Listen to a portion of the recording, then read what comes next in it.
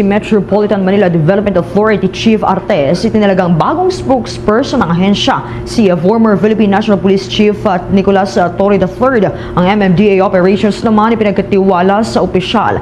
Yan iba pang mga balita na tinutukan ni Bombo Isa Cotoner. Bombo Dennis, Bombo Jai, tinangunahan ngayong araw ng bagong talagang Metropolitan Manila Development Authority General Manager Nicolas Torre III ang pagpupulong kasama si MMDA Chairman Romando Artes at iba pang opisyal ng ahensya upang talakayin ang kanyang mga gampanin at prioridad. Ayon kay Artes, nasa 70% hanggang 80% ng mga operasyon ng MMDA ang direktang ipagkakatiwala kay Torre, kabilang ang traffic management, flood control at solid waste management sa Metro Manila. Si Torre naman ang mga ngasiwa sa pang-araw-araw na operasyon ng ahensya habang tututok naman si Artes sa administrative at planning functions.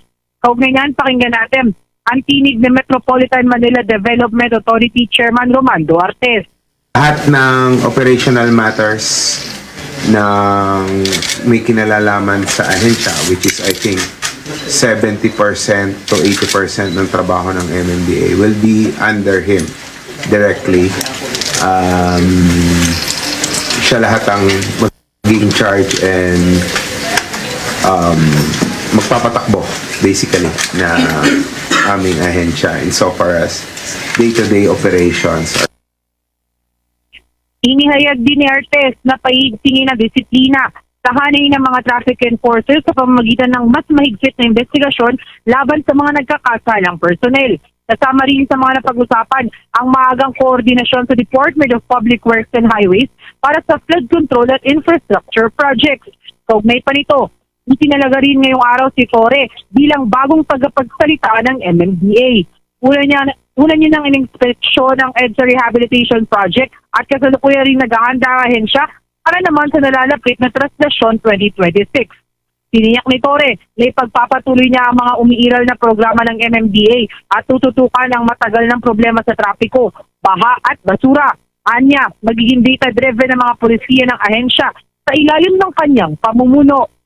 Ngayon, pakinggan naman natin ang tinig ng bagong Metropolitan Manila Development General Manager Nicolas Torre III. This is another era. Kumbaga, ako naman ang pagtingin ko sa sarili ko, I'm a government public servant. I am a presidential appointee. Ang tingin ko naman sa buong makinarya ng gobyerno ay isang malaking team. Kumbaga sa basketball, hindi naman araw-araw sabihin ng coach, forward ka or itong role mo. May option ang ating coach, ang ating presidente, kung saan niya ilalagay ang kanyang mga tao. So, ako naman, kung ano sinabi ng coach, sunod tayo. At may mga roles na ako'y naniniwala, walang malaki o maliit na roles eh. Pare-pareho yan na lahat ay serbisyo publiko. At the end of the day, the coach is always the one na masusunod, di ba? The government is a very, very big machinery.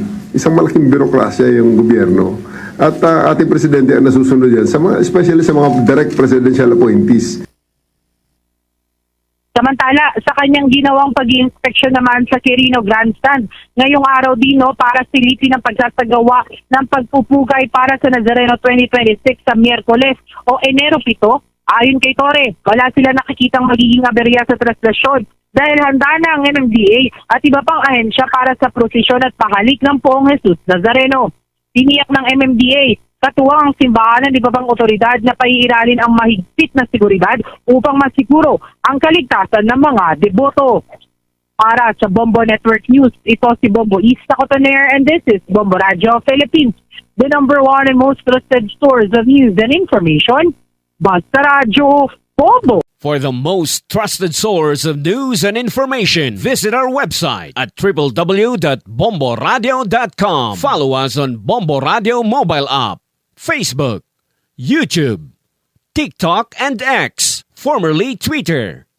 Like, share, and stay connected.